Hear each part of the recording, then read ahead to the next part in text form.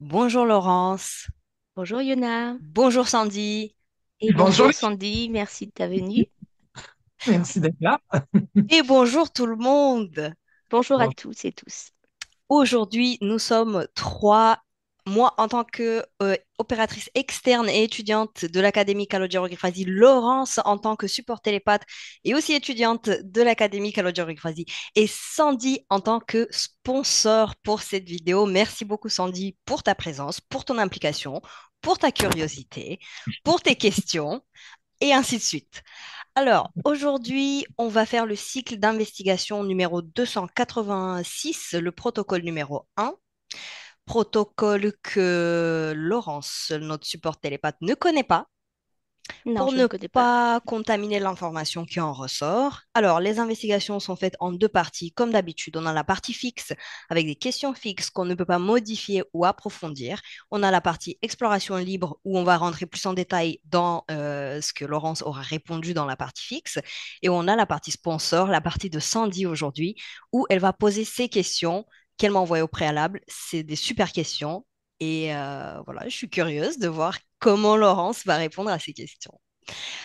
Si vous souhaitez nous sponsoriser, participer à nos vidéos, venir demander vos propres questions ici avec nous, vous pouvez envoyer un mail à investigation@calogero-ghifasi.com. Et j'ai tout dit. Laurence, tu peux fermer tes yeux. Sandy, tu peux fermer ton micro. Et on va enquêter.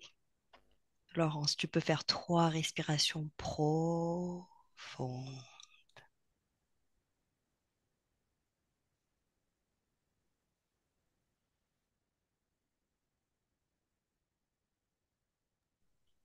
Et je vais compter lentement de 3 à 1 pendant que tu détends ton corps profondément.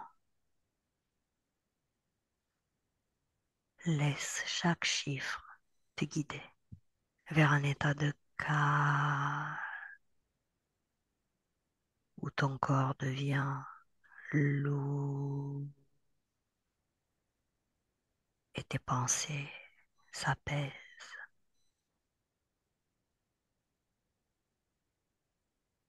3.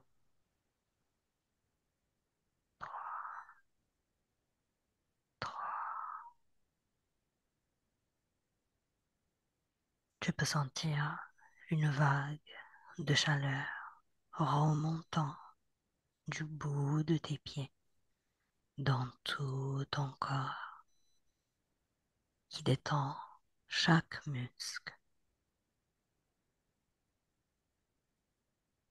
de plus en plus. 2.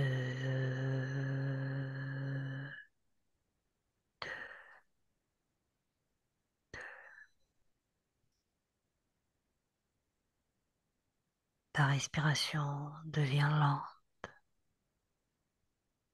à chaque inspiration. Tu te détends de plus en plus. Et à chaque expiration, Laurence, tes pensées quittent ton corps mental. Tu es de plus en plus calme.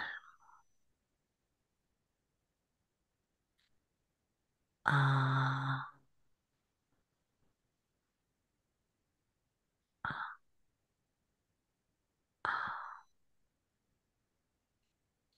Permets-toi de t'immerger totalement dans ce moment. Ton corps est lourd et détendu. Tu te sens bien. Tu te sens calme. À mon 3, observe si les animaux ont leur propre forme de conscience. 1, 2, 3.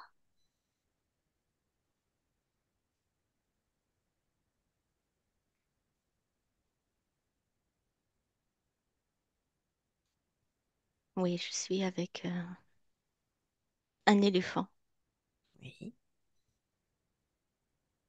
un éléphant mâle, majestueux.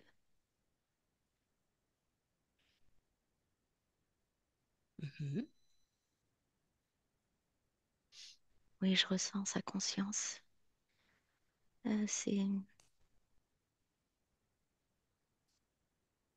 C'est plus fin et plein de métaphores. Qu'est-ce que tu perçois d'autre? Une girafe aussi qui arrive, curieuse, Mhm. et bizarrement un ornithorynx. Chacun a une forme de conscience Mhm. différente. C'est très subtil. Très bien. Observe maintenant, sur le plan métaphysique, s'il existe une conscience formée par tous les animaux de la Terre. Dis-moi ce que tu perçois ou visualises. Un, deux, trois. Oui, je vois une sorte de nuage vert Oui. avec des sons, des couleurs, des images. C'est beaucoup par image. Mhm.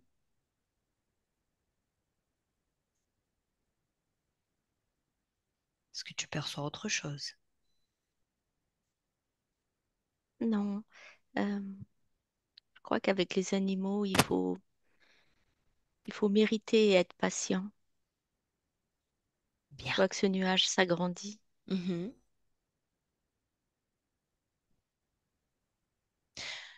Que perçois-tu lorsque tu compares la conscience animale et la conscience humaine?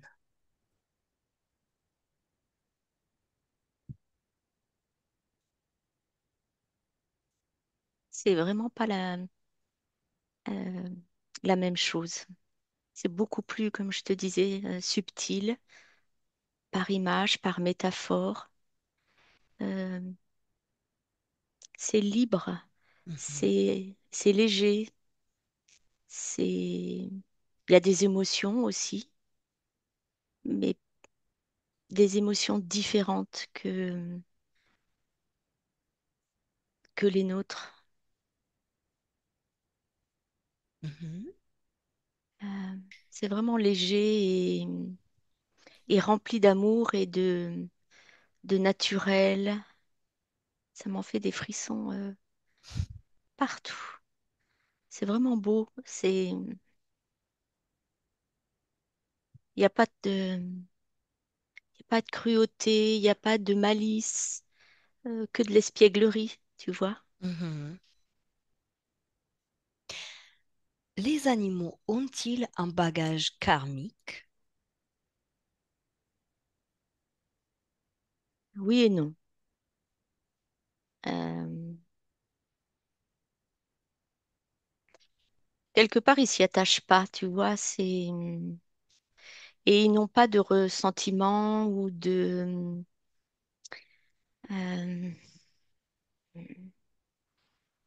ils n'ont pas les mêmes peurs, les mêmes schémas par rapport à Mhm. ça.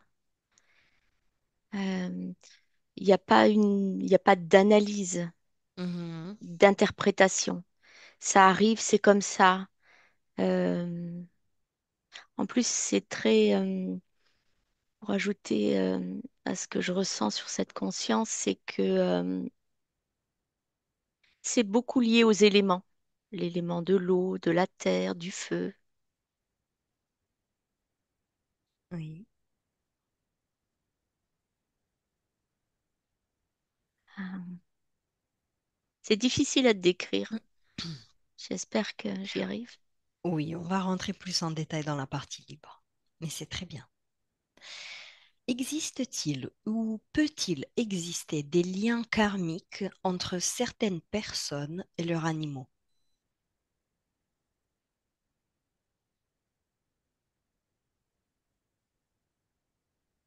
Alors cette question, elle est, tu vois, les animaux qui sont là, ils ont l'air étonnés que tu poses cette question-là. D'accord. Euh, pour eux, c'est pas très parlant, si je veux m'exprimer ainsi. C'est difficile à interpréter. Euh, Est-ce que tu peux préciser,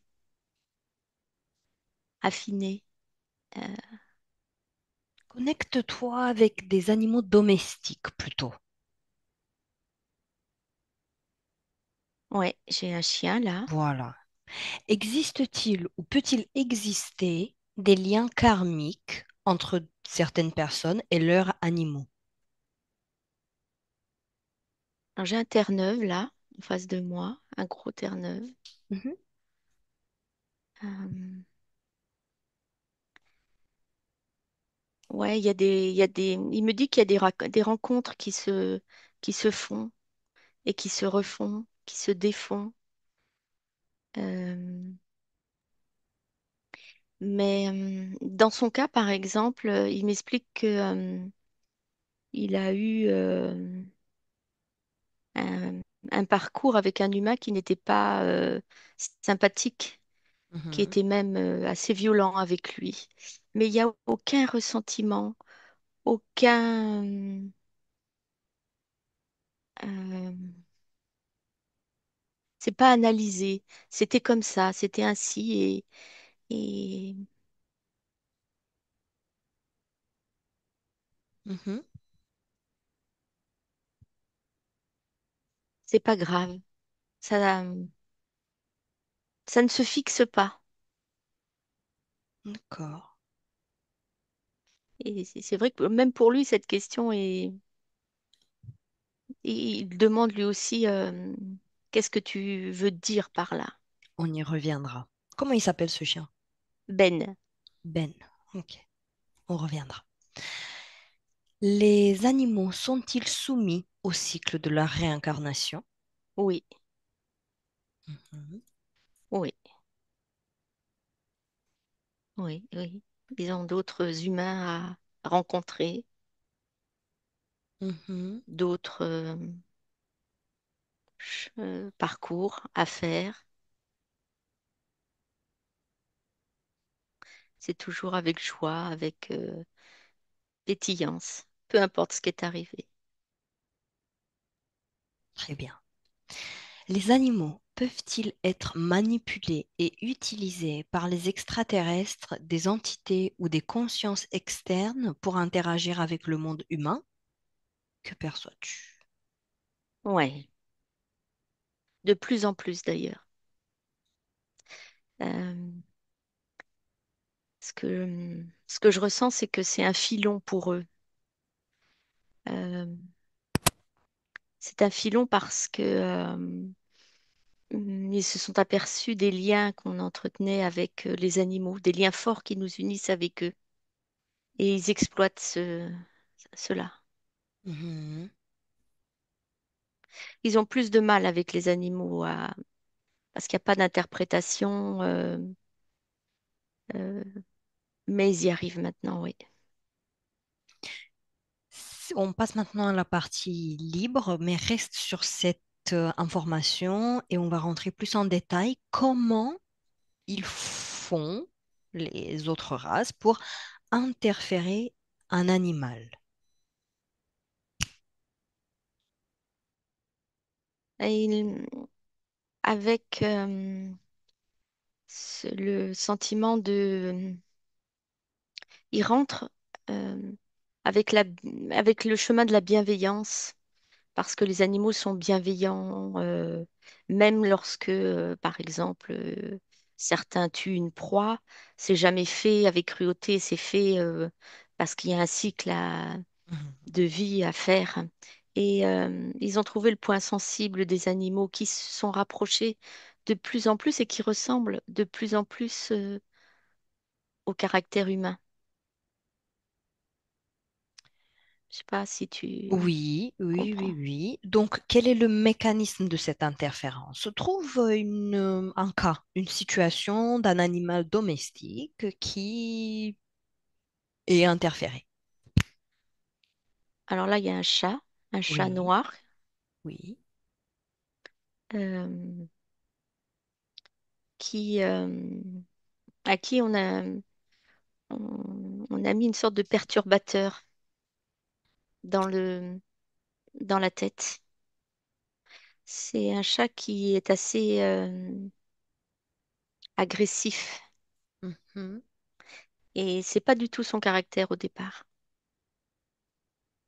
On lui a mis on lui met des messages comme des messages subliminaux, euh, comme des odeurs aussi, tu vois, comme quoi l'humain est mauvais et il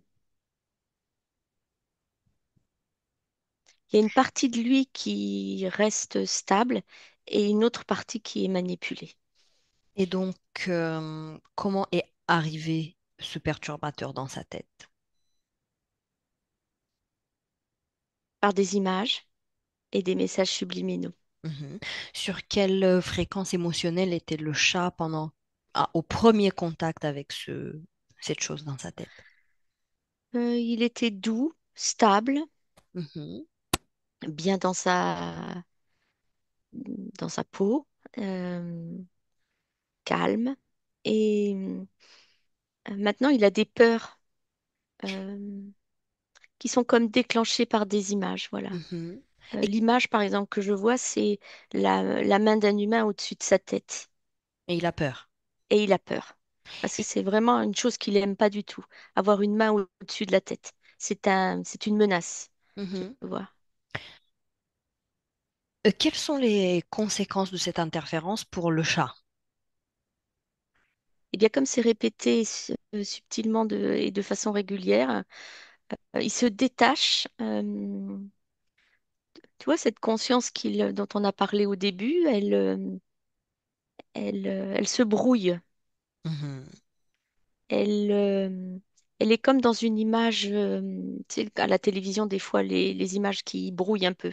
Mhm. Et il y a une sorte de grésillement comme ça dans son ressenti. Et quelles sont les conséquences pour l'humain qui vit avec ce chat? Euh, pour l'humain, il est surpris de voir qu'il ne comprend pas pourquoi son chat a changé de caractère comme ça du jour au lendemain. Mhm. Euh, il s'aperçoit que le chat le fuit, euh, mais c'est un peu une surprise pour lui. Alors il se dit, tiens, peut-être que pour lui, ça vient pas du chat, ça vient de... Il a dû avoir, je sais pas, quelqu'un qui l'a peut-être battu ou traumatisé, Mhm. mais l'humain est surpris. Observe maintenant, Laurent, cette scène. Observe les énergies de cette scène. Observe la scène d'un point de vue métaphysique. Et dis-moi s'il y a quelque chose qui attire ton attention entre la relation de ces deux, donc du chat et de l'humain, d'un point de vue énergétique. Ouais, je vois je ressens une présence. Mhm. Ouais, je ressens une présence qui, avec une sorte de tablette, envoie ces images au chat. Brouille Mhm. en même temps, Sa c'est connexion. ouais, la connexion. Ce qui fait que l'image s'installe euh, alors, dans la tête du chat, mais dans tout ce ressenti. Tu vois, je sens que, il a des frissons, ses, ses poils se hérissent. Mhm. Ok. Déconnecte-toi de cette scène, Laurence. Déconnecte-toi. Et on va au tout début, quand tu as aperçu l'éléphant, la girafe, l'ornithorynque, avec la conscience. Cette conscience. Est-ce que ils ont une conscience propre ou est-ce que c'est une conscience qui est collective? Non, c'est une conscience. Il y a les deux. Il y a les deux. Il y a Mhm. les deux. Mais elle est, faut pas imaginer qu'elle est comme la nôtre exactement. Oui. Et, Hum, est-ce qu'il y a des animaux qui n'ont pas de conscience propre, qui sont totalement dépendant de la conscience collective. Je cherche. Oui.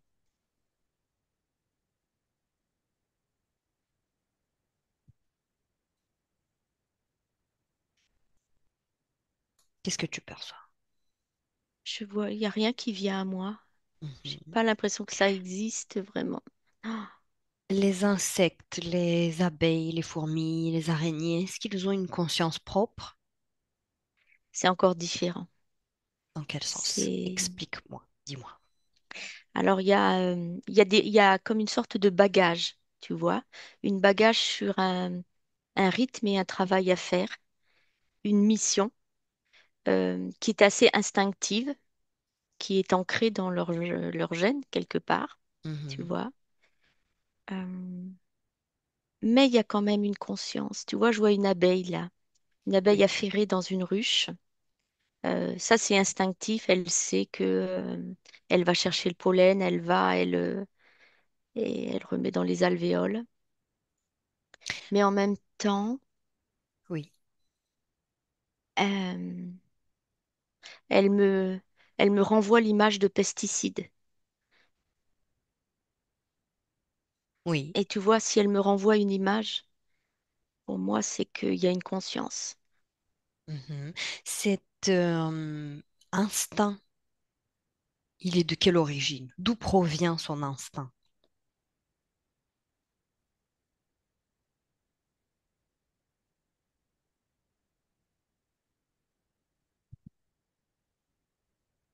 Je dirais que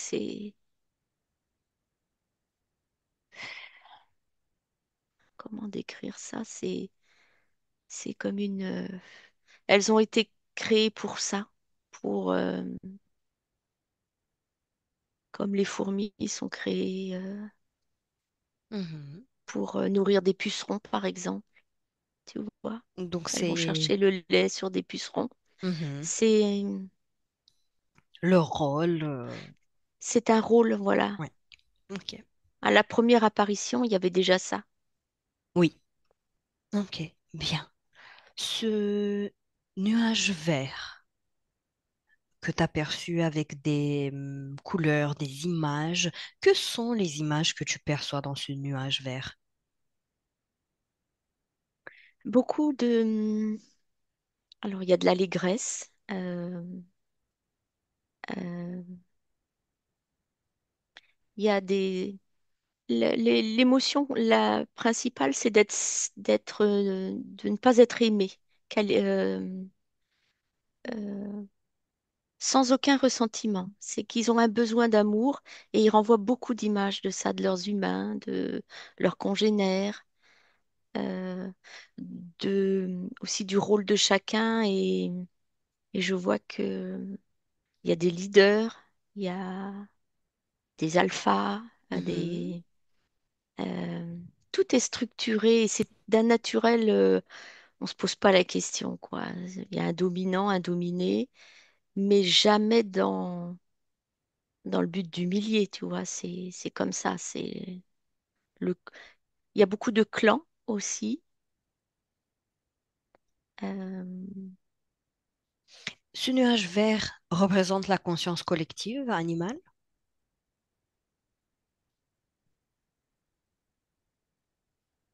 ouais, c'est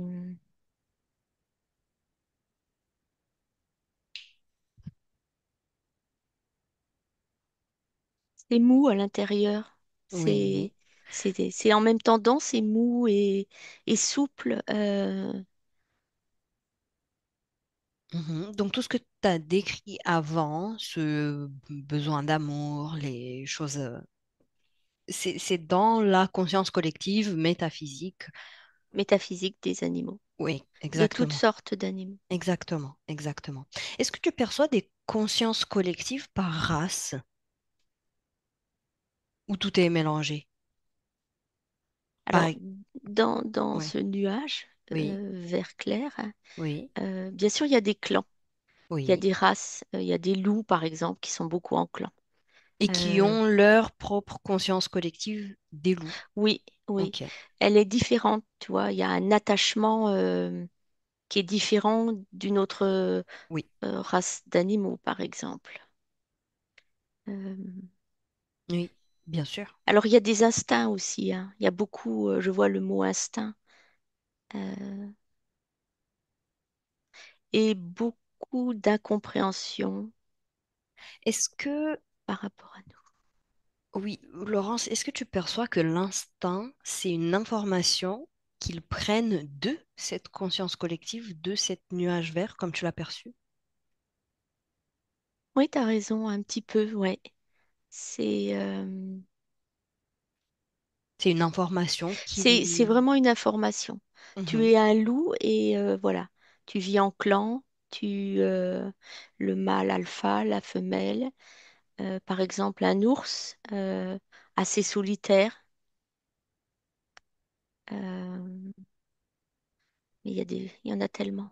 mhm, oui. Que... Quel est l'animal qui a une conscience la plus évoluée, on va dire?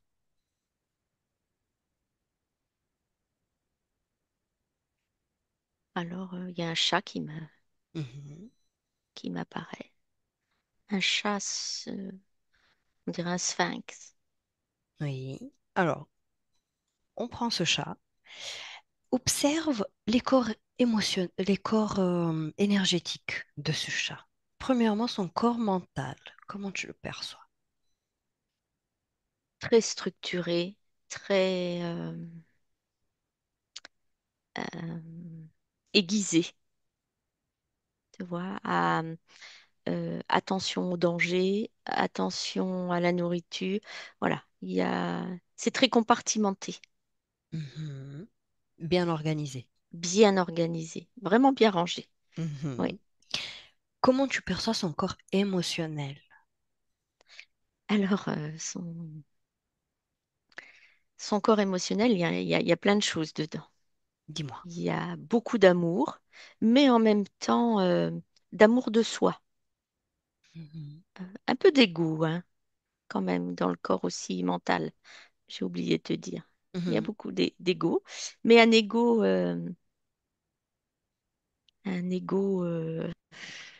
pas égocentrique, Bénéfique? mais bénéfique, voilà. Et dans le corps donc émotionnel, il y a cet amour de soi, ce, cette envie de se faire, d'être d'être attentif et d'être à l'écoute de soi-même. Mhm. Beaucoup d'espièglerie, euh, et puis quelque part un petit peu, je vois des petites taches un peu marron aussi euh, de manque d'amour ou il n'y en a pas assez parce ils, ils réclament beaucoup. Euh, Et son corps sexuel à ce sphinx, comment tu le perçois? alors très actif, extrêmement actif. Alors ne serait-ce que pour la reproduction, Mhm. d'accord, mais aussi la créativité, quoi. L'inté- le, la curiosité, euh, Mhm. euh, l'envie de comprendre,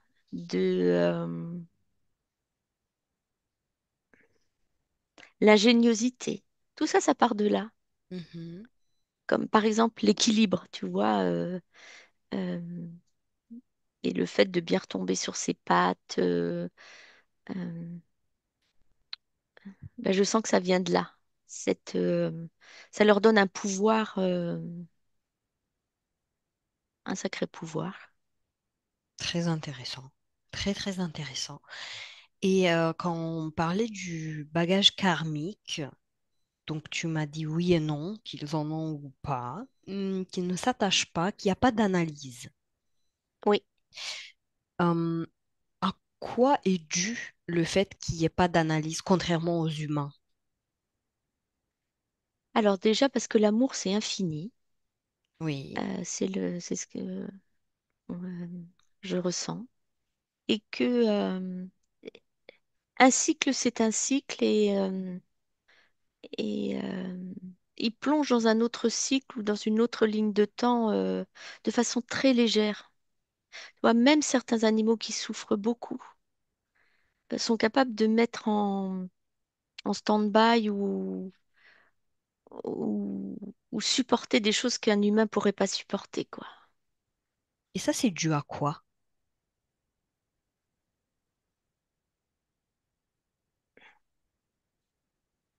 Alors, il y a quelque chose qu'ils n'ont pas vraiment, Oui. c'est la cruauté, le, l'envie de vengeance. Ça Mhm. n'existe pas chez eux. D'accord. Ok.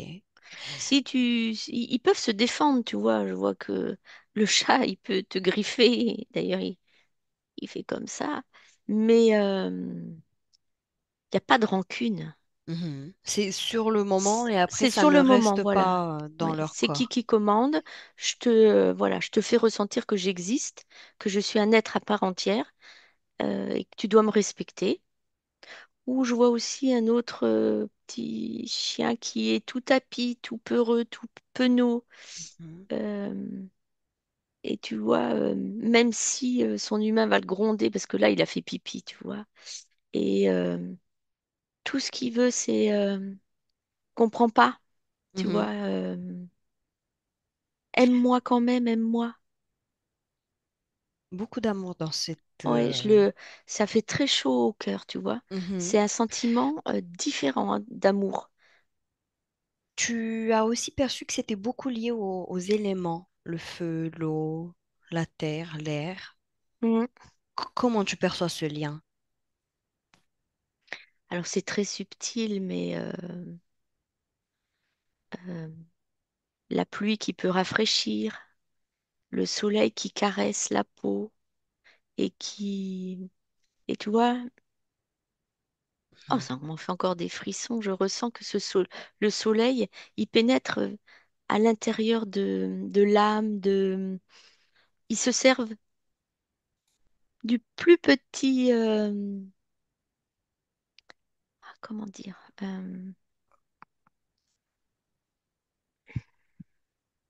J'ai compris, tout les rend heureux en fait. mais tout est utile, Tout est tout est utile. bénéfique, tu Mhm. vois, tout est vivant.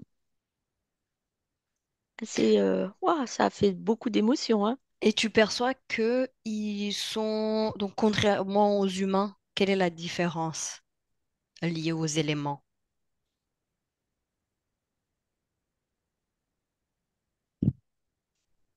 Eh bien, beau- je vois que certains humains n'ont aucune relation avec la nature, par exemple. Le fait, par exemple, de toucher un arbre, d'aller se balader en forêt, de regarder un paysage. Certains humains ne sont pas tous atteints émotionnellement par ça. Mhm. Euh, Tu vois, une respiration à plein poumon, dans le vent.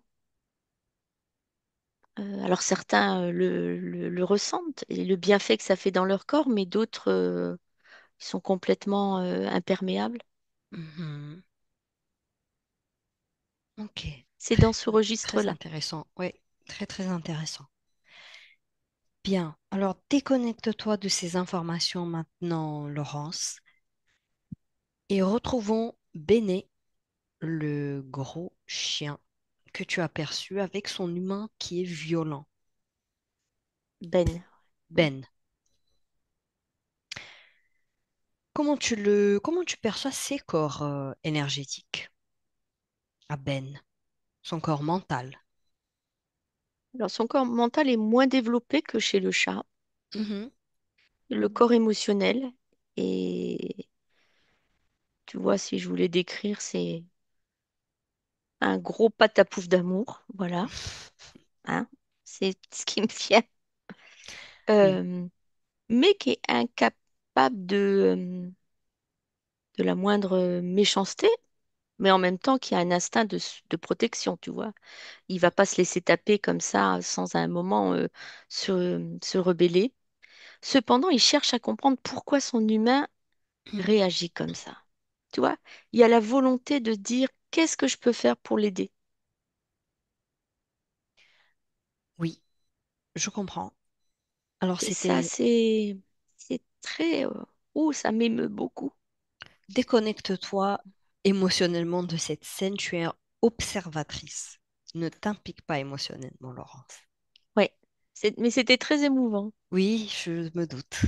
Oui. Alors, on parlait donc des liens karmiques entre certaines personnes et leurs animaux, et c'est Ben qui est arrivé. Il t'a aussi transmis qu'il y a des rencontres qui se font et qui se défont. Ce parcours qu'il a aujourd'hui avec cet humain qui est violent, est-ce qu'il l'a choisi? Non, pas vraiment. Pas vraiment, mais en même temps, il me dit qu'il y avait une mission pour aider cet humain. Mhm. Ce qui est, euh, ce qui est étrange, mais Oui. ouais, il est venu pour cet humain, spécialement pour lui. Cette rencontre s'est faite. Est-ce qu'il arrive à l'aider? Comment ça se passe? Euh, Alors, il n'a pas peur de l'échec. C'est sa mission, il l'a remplie. Euh, Tant mieux si l'humain arrive à, à ressentir, à développer d'autres sens, tu vois, pour ressentir ce dialogue avec l'animal ou le fait de récupérer aussi. Parce que je vois que l'animal, c'est un peu comme des phéromones, tu sais, ça nous transmet subtilement Oui, par des odeurs, par des choses qui sont invisibles à l'œil, oui. que l'œil ne voit pas. Et est-ce que tu perçois que son humain capte les messages? Alors pour celui-ci, c'est un peu difficile, hein, parce qu'il est un D'accord. peu... Combien de temps ça fait que Ben, il est dans sa vie? il Il a a quel 10 ans. âge? 10 ans, Ça fait d'accord. 10 ans. Voilà. D'accord. Ok. Et demande à Ben télépathiquement, que va-t-il faire après cette vie-là?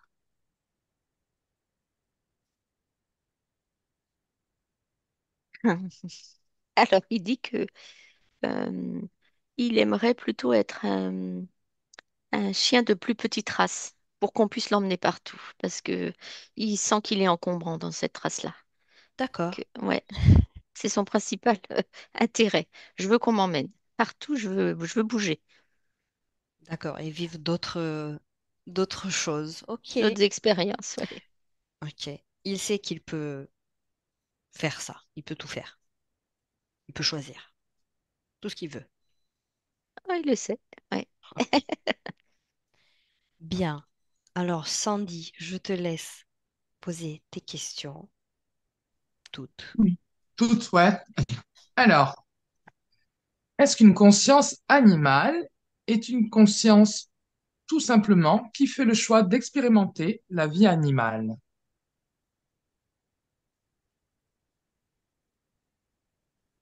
Mhm. Alors, je vais revenir sur le terme mission, tu Oui. vois. C'est vraiment... Dans ta question, est-ce que tu voudrais dire que, par exemple, un être humain peut choisir d'être un animal et vice-versa? Une conscience, en fait. Est-ce qu'elle peut décider d'incarner une vie animale ou une vie humaine ou je Oui, sais bien sûr. Oui, où. Voilà, oui, d'accord. oui. Merci. Ok. Euh, alors, la deuxième question. Mais pas qu'animal, hein. Ça peut Oui, être oui, aussi oui, végétal minéral. ou minéral. Voilà, c'est une conscience qui choisit ce qu'elle veut incarner. Et alors, est-ce que la conscience animale a les mêmes défis que la conscience humaine?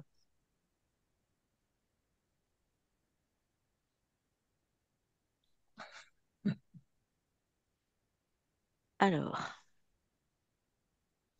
alors là, j'ai une troupée d'animaux qui est venue là, qui te regarde. Ils disent, mais est-ce que t'as pas oublié qu'on n'a pas la parole déjà, mais qu'on est beaucoup plus subtil avec nos yeux, avec notre cœur.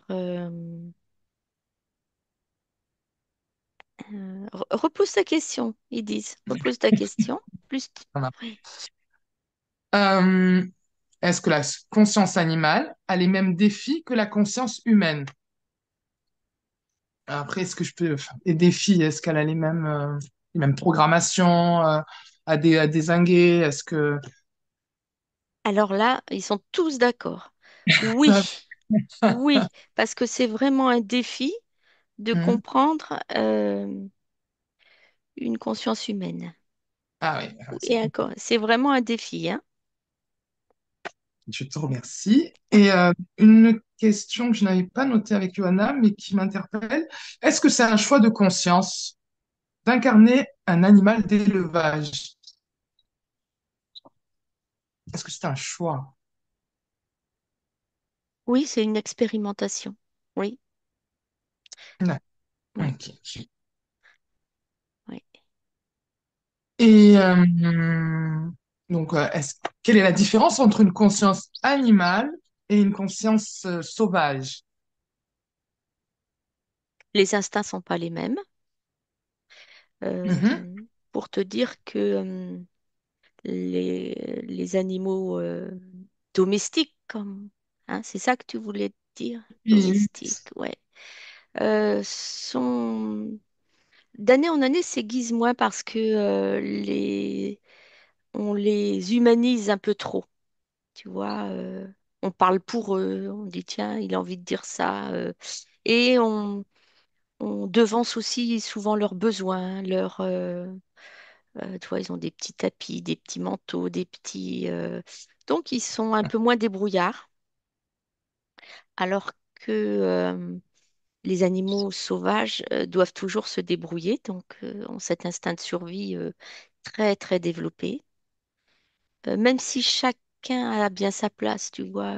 J'ai un gnou là, il sait que son rôle aussi est de servir le règne animal par rapport à la lionne qui va l'attaquer et donner à manger à ses lionceaux. Tu vois, tout est bien imbriqué. Euh, Par contre, il s'interroge sur le fait que on leur laisse de moins en moins de place à ces animaux sauvages. Où est notre place maintenant? Laissez-nous notre place.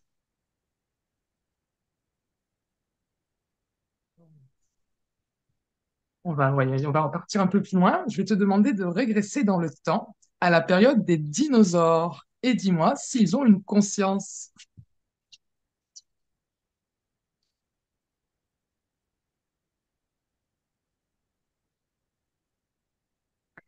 Euh, c'est un prémisse de conscience. D'accord. C'est vraiment un prémisse. Là, l'instinct, je vois il est vraiment primordial. Tout est instinct et tout est aiguisé. Le, L'ouïe est aiguisée, l'odorat est aiguisé, la vision aussi est aiguisée. C'est survivre pour vraiment s'installer. D'accord. Je te remercie. Et pourquoi il y a des cultures où ils considèrent certains animaux sacrés, comme sacrés? Alors là, c'est un schéma très d'humain, ça, tu vois. C'est, Ouais, euh, tu vois, c'est vraiment pas. euh, Là, j'ai un aigle, par exemple. Euh, il n'a pas demandé à être sacré, à être adulé, ou qu'on lui adresse des prières ou des offrandes, hein. Ça vient pas de lui. Euh, C'est très un eh sentiment ben, très très humain. Donc, il n'y a pas de cause ésotérique pour laquelle les tribus ou les- certaines, ouais, certaines religions considèrent des animaux comme sacrés. Il n'y a pas de... Est-ce qu'il y a une cause ésotérique à ça, Oui, dans les croyances, dans les oui. croyances? Oui, Ok. dans les croyances, je l'ai vu tout de suite là. Ouais, Mhm, ouais. Mais ça, c'est amené aux humains, tu vois. C'est une peur qui va déclencher ça. C'est euh, ou c'est amené par des interférences. mhm. Ça n'a rien à voir avec la conscience animale. Ah non, au départ, non. D'accord. Alors Ok. après, peut-être que si certaines interférences euh, qui commencent à se servir de plus en plus des animaux, mais euh, le, le, le- l'essence même, c'est pas ça, tu vois. Mhm, mhm. Très bien. Bien, Laurence, déconnecte-toi de toutes ces informations. Reviens dans le présent. Et dis-moi, ma dernière question, c'est que peut-on faire pour mieux communiquer avec les animaux, pour améliorer cet équilibre, cette fluidité entre les humains et les animaux? Ah, c'est simple, c'est le langage subtil. Mhm, C'est et tout le monde peut y arriver, hein. Tout le monde. Si peu que tu mets ta conscience et que tu es dans le respect de l'animal, euh, tout est langage, tout est communication. mhm, C'est vraiment un échange, tu vois. C'est pas visible à l'œil nu, hein, mais ça se fait par les odeurs, ça se fait par le langage, les gestes. C'est multi. Il faut pas grand-chose, quoi. Il faut ouvrir son cœur. mhm. C'est beau et simple. Laurence, est-ce que tu as perçu quelque chose que tu n'as pas eu le temps de dire? Est-ce que tu perçois quelque chose qui est important par rapport à la conscience animale que tu voudrais transmettre? Alors là, c'est le chat, le sphinx qui revient et qui me dit, mais qu'est-ce que vous avez oublié, vous, les humains? Vous savez ça aussi, Qu'est-ce qu'on a oublié? ce langage universel, ce... ces possibilités, ces créativités, ces... Demande télépathiquement au sphinx pourquoi on a oublié. À son avis, quelle est la raison qui nous a fait oublier ces pouvoirs qu'on a? Alors là, le mot est énorme devant mes yeux, c'est la peur. Mhm. Et lui, il n'a pas peur? Et la peur, elle vole, elle ne le pénètre pas. Sur Mhm. l'instinct, sur le moment, il a peur, mais ça ne se fixe pas. Et ça D'accord. ne... Dure pas dans le temps. et- Ouais, c'est pas les mêmes peurs que nous. C'est des peurs, voilà. Par exemple, voilà, un chien qui aurait peur de la et qui ne sup- des voitures ou je sais pas, c'est l'image qui me montre. Oui. C'est instinctif. Voilà, c'est Mhm. c'est pas des peurs ancestrales. Tu vois, Super il me dit, intéressant. il me dit, regarde, explique-lui que pendant l'Inquisition, et c'est le meilleur message, il dit, elle comprendra. Pendant l'Inquisition, les chats étaient associés aux sorcières. Oui. On en a brûlé, on en a dépecé, éventré, collé sur des portes. Il dit, tu crois qu'ils portent cette peur-là? Comme vous portez des peurs. Oui. Il dit, c'est notre différence. Super. Merci, le sphinx. pour cette sagesse. Bien, Laurence. Maintenant, je vais compter de 1 à 3 et à 3, tu seras pleinement présente dans le moment où on parle. 1.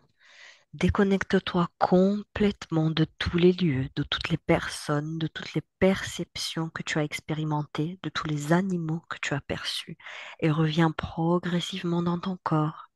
Élève ta fréquence à tes plus hauts niveaux. Tes pensées deviennent de plus en plus claires, de plus en plus présentes. 2. Ressens l'énergie revenir dans tes mains, dans tes pieds, dans chaque muscle qui se prépare à bouger à nouveau. Ton corps devient de plus en plus léger, de plus en plus fort. Tu peux le bouger avec plaisir, avec aisance, et un sentiment de liberté et de bonheur te traverse. Tu te sens de mieux en mieux. Et 3, tu es pleinement présente. Tu peux ouvrir les yeux quand tu es prête et tu peux nous dire comment tu te sens. Attends, je mets mes lunettes, je vous verrai mieux. Hop. Je me sens vraiment très bien, Oui. très apaisée, et comme si j'avais ressenti une, euh, une émotion que j'avais jamais ressentie. Ah bon? C'était Euh, l'amour. ouais, c'est différent. Ouais, Ouais, ouais. c'est beaucoup plus simple C'est simple, ouais. et, euh, et profond, nourrissant. Mhm. C'est beau. Et Sandy, tu peux activer ton micro. Tu peux nous Voilà. dire tes ressentis aussi. Euh, c'est toujours pareil, hein, c'est toujours super intéressant. Euh, Est-ce que tu as appris des choses? oui, j'ai appris des choses, mais après, comme je t'avais envoyé comme un message hier soir, c'est que on connaît un peu on connaît un peu les réponses, quoi, Oui. mais voilà, sur la question des dinosaures, voilà, ça m'a pas étonné, ça m'a pas Qu'ils étaient étonné. plus connectés vraiment avec leur instinct, Euh, tout. Ouais. Voilà, Droit, voilà, ouais. droit au but. Ouais. Et, et puis sur le, oui, oui, c'est animaux d'élevage, on vend des poulets rôtis sur le marché, et j'avais une petite pensée pour ces pauvres poulets que je fais cuire. D'où ma question, est-ce que c'est quand même un choix d'incarnation? C'est leur J'ai eu ma expérience. réponse. C'est leur expérience. Bien. Merci beaucoup, les filles. Merci beaucoup, Merci Laurence. beaucoup, Yona. Merci, Merci Sandy. Sandy qui bug, mais on va la reprendre après. Merci Sandy Expérience, comme pour tout à ta chacun. présence. Merci à tous. Bonne D'accord. fin de journée, bonne soirée. Bonne Au Au revoir. revoir. Benvenuto a questo nuovo video di Disclosures. Oggi parliamo della cosiddetta sessione di ipnosi investigativa. In realtà non esiste una sessione di ipnosi investigativa. Non che non si possa fare investigazione di ipnosi, però è che non esiste una sola sessione di ipnosi per dire si è fatta investigazione, per prendere quell'informazione come buona. Perché? Sappiamo intanto che l'informazione che arriva in ipnosi è molto contaminata, la percentuale di inquinamento dell'informazione è altissima.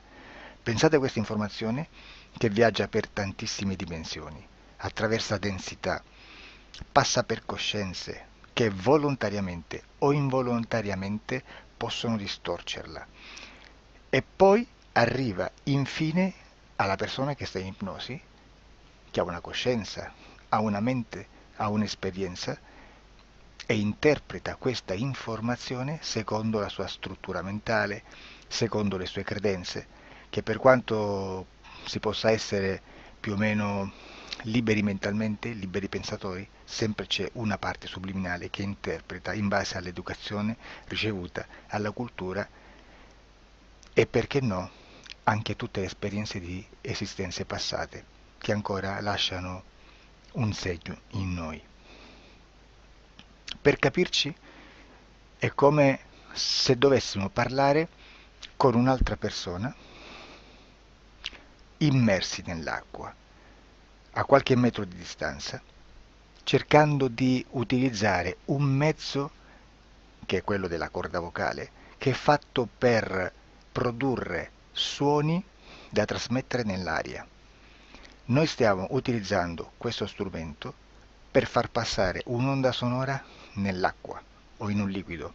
Chiaramente il suono viene completamente distorto, sempre ammesso che sia per il nostro corpo facile e non difficoltoso poterlo fare senza avere dei problemi come ingurgitare acqua o eccetera. Ma non solo. Supponiamo che per questo tipo di comunicazione utilizziamo anche due lingue diverse, per esempio un italiano e un russo o un giapponese. Per quanto possiamo anche interpretare il labiale, non possiamo capire quello che ci sta dicendo, perché la lingua è diversa. La lingua, diciamo, da dove parte l'informazione a dove arriva è completamente diversa, il codice, il linguaggio è diverso, ma possiamo anche cercare di capirci attraverso i gesti, attraverso le espressioni facciali. Per quanto sia ipoteticamente facile poterlo fare sott'acqua, però non dobbiamo dimenticare che l'acqua non è l'aria e può distorcere l'immagine, ma non solo. Dobbiamo anche pensare che l'altra persona, che parla un'altra lingua, che viene da un'altra cultura, potrebbe interpretare i segnali che noi interpretiamo come X in Y. Per noi un sì è abbassare la testa dall'alto verso il basso, per esempio, sì, e il no da sinistra verso destra, no. In alcuni paesi orientali, come le Filippine credo o qualcun altro, utilizzano esattamente gli stessi segni, ma al contrario. No, sì. Immaginate due persone di queste due culture che stanno cercando di comunicare in maniera così difficoltosa e alla fine non gli rimane altro che interpretare il linguaggio corporale. Sì, che per l'altro invece no. Cosa voglio dire con questo esempio estremo? Che l'informazione da dove parte a dove arriva viene completamente deformata. Non sappiamo esattamente quale percentuale perché ogni situazione è a sé stante, però la percentuale di inquinamento, di distorsione, di contaminazione di questa informazione è assolutamente alto.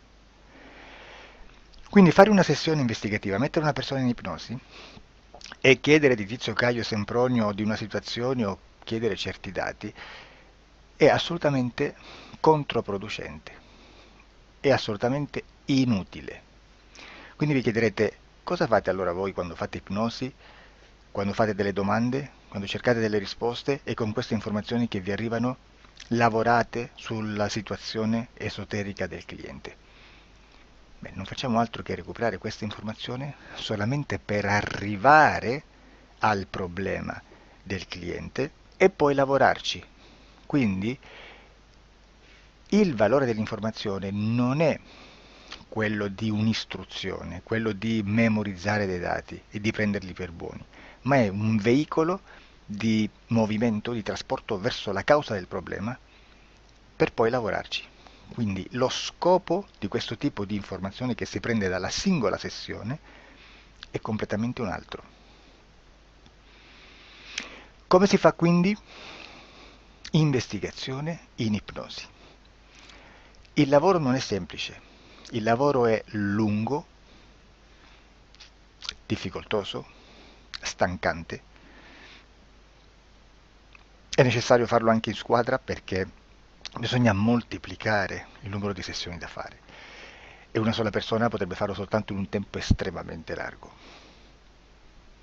Noi abbiamo delle informazioni che prendiamo ormai per buone, ci lavoriamo, danno dei risultati e quindi per noi sono buone. E come abbiamo fatto ad avere queste informazioni? Per esempio, come facciamo a sapere che un extraterrestre chiamato il cosiddetto grigio è più o meno alto X, poi ci sono magari quelli anche un po' più alti, ma hanno un corpo strano, hanno una pelle grigio-verde, hanno degli occhi grandi a mandorla, neri, senza una pupilla visibile, non hanno quasi bocca né naso né orecchie, hanno soltanto delle fessure, non hanno organi genitali, hanno degli arti molto più lunghi rispetto alla proporzione che potrebbe avere il corpo umano, e di solito hanno meno dita delle 5 del corpo umano, eccetera, eccetera, eccetera. O se no prendiamo un altro tipo di essere che possiamo incontrare in ipnosi, come facciamo a dire che hanno delle somiglianze con i rettili, gli animali rettili terrestri o gli invertebrati, gli insetti terrestri? Perché? Perché siamo sicuri di questa informazione e ci lavoriamo e quando ci arriva la prendiamo già per buona, nonostante sia anch'essa contaminata. Perché queste informazioni sono arrivate da tantissime sessioni, fatte da tantissime persone, con tantissime altre persone sotto ipnosi e che nel contesto di tutto il lavoro gli uni non sapevano degli altri. Questo dato può essere più o meno rilevante, sempre c'è contaminazione e quindi possiamo prendere per buono anche un gruppo di lavoro dove l'uno possa sapere dell'altro.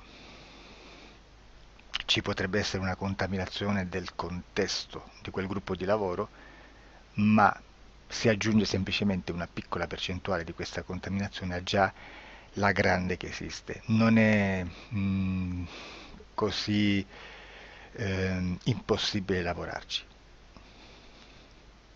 Da tutte queste sessioni, da questo grande numero di sessioni, migliaia, diciamo migliaia, noi prendiamo solamente quell'informazione che è uguale a tutte, che è in comune a tutte, o a quasi, perché magari qualcuna ci potrebbe essere niente in comune per una fortissima contaminazione, perché no?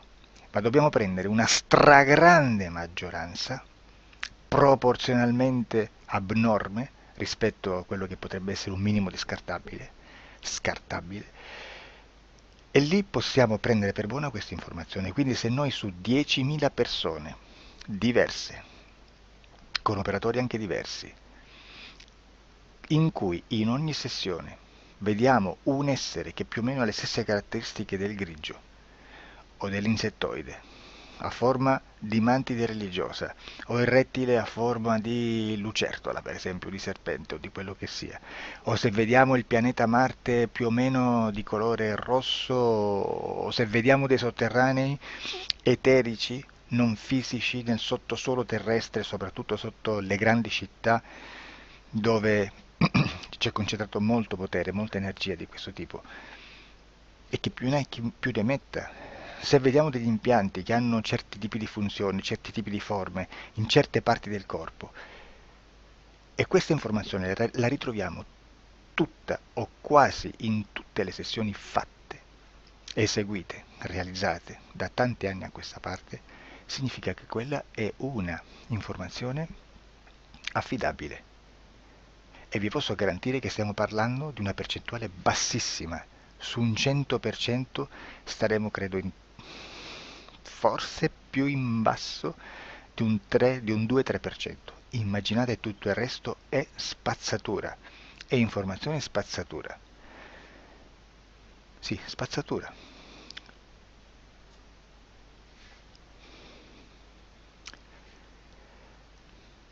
C'è anche un'altra cosa da dire. Supponiamo che un operatore faccia un'ipnosi e voglia andare a vedere cosa fa Tizio, cosa fa Caio, cosa fa Sempronio. Arrivano delle informazioni e si dice che Tizio è biondo, Caio è zoppo e Sempronio è uno sportivo. Intanto già abbiamo detto che una sessione soltanto non serve, d'accordo? Ma poi c'è da dire che una coscienza, un essere, in ambiente subliminale, la sua parte subliminale potrebbe non dare autorizzazione a questa fuoriuscita di informazioni. Mi potreste dire, e allora tu quando chiedi agli esseri cosa fanno, cosa non fanno? Beh, intanto la prendo sempre con le pinze perché abbiamo sempre detto che tutto è molto contaminato e mi serve solo per dirigermi da una parte. Ma c'è anche da dire che se un essere interferisce con l'altro, ha aperto un canale di comunicazione a cui non può ovviare, a meno che non lo recida, non lo annulli. Quindi quando io faccio la domanda a un essere, se lo faccio attraverso l'interferito, mi arriva l'informazione per un canale aperto che sottostà alla volontà dell'interferito. Sulla volontà dell'interferito parleremo in un prossimo video disclosures. Però, se io voglio fare un'investigazione sopra Tizio, Caio e Sempronio che non hanno nessun collegamento, nessuna interazione e nessuna interferenza con il soggetto con cui io sto realizzando l'ipnosi, non è detto che mi arrivi questa informazione. Assolutamente. Potrebbe esserci completamente un muro. Come potrebbe esserci informazioni perché quell'altra parte potrebbe autorizzare comunque. Ma non è detto. E comunque quando ci arrivano informazioni, in una situazione di non interferenza o non interazione, non possiamo sapere esattamente se sono informazioni che ha autorizzato la parte subliminale dell'altra persona o dell'altro essere, o qualche altro essere, qualche altra entità furba, approfitta della situazione, osserva quello che sta succedendo, si mette in mezzo, si fa passare per l'altro e dà informazioni ovviamente distorte, prima perché non è detto che debba conoscerle, e anche se fosse potrebbe manipolarle a sua volontà e a suo vantaggio. E quindi immaginate che situazione ridicola ci si viene a trovare, in quale situazione ridicola ci si viene a trovare in questi casi.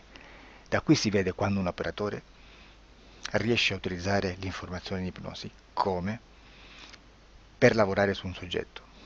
Da qui l'osservatore attento delle sessioni di ipnosi riesce a capire se quell'ipnosi è un'ipnosi affidabile, un'ipnosi con un livello di informazione certa, con una alta percentuale di informazione certa. Non vi nascondo che in futuro potrei anche impostare un lavoro per decifrare che livello di certezza di informazione c'è in un'ipnosi, analizzandola e spiegando il perché, spiegando i meccanismi di analisi di un'informazione in ipnosi, che poi anche è molto istintivo.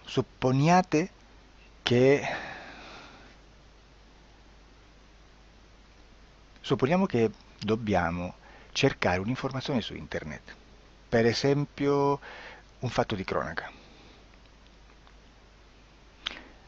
Voi preferite mettervi su un sito ufficiale? A caso. L'ANSA in Italia, ADN Kronos, qualche telegiornale che per quanto possano manipolare l'informazione ad alti livelli, comunque possiamo dare affidabile la fonte dell'informazione che viene trasmessa. Non possono trasmettere una bufala sicuramente. Verrà sicuramente manipolata ad altri livelli.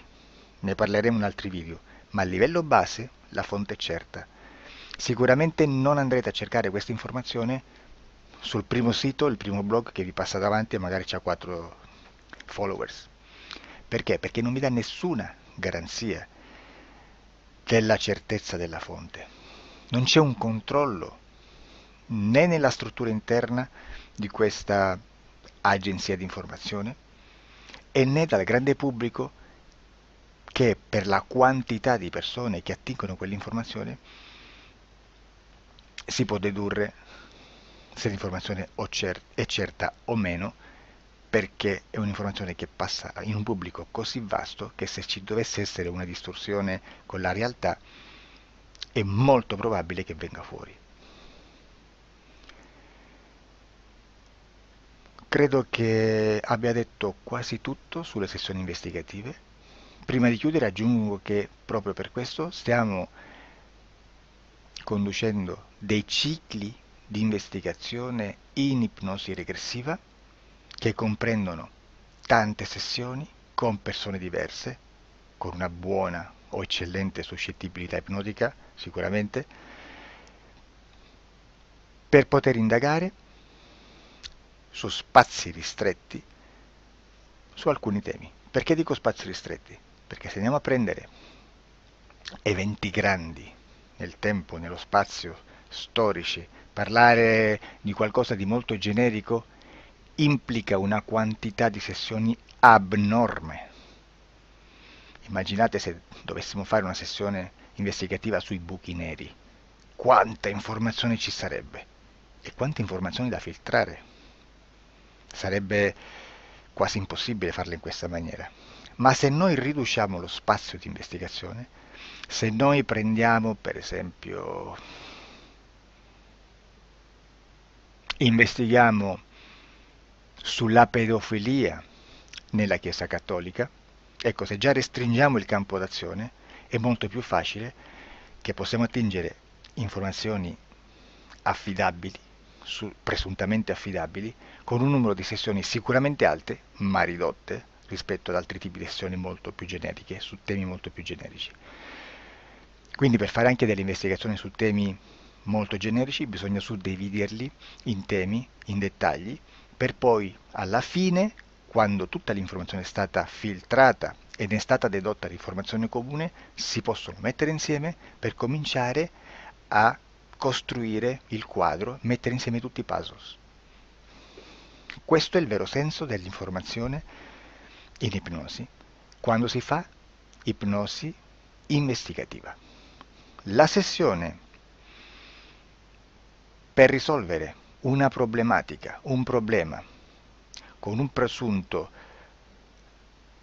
una presunta origine esoterica di un cliente, di una persona, è un'altra cosa, sono altri metodi, altre tecniche e l'informazione si usa in un'altra maniera, ha un altro scopo.